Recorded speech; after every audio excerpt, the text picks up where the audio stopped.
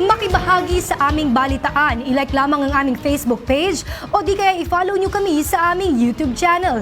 Para naman sa inyong comments, suggestions at public service announcements, mag-email lamang dito sa IBC. At yan ang mga makabuluhang balita ang aming nakalap. Muli po kaming magbabalik bukas. Maraming salamat, Pilipinas! Muli ako po si Princess Jordan at ito ang IBC Tutok 13, Kaibigan ng Bayan, Kaibigan ng Katotohanan.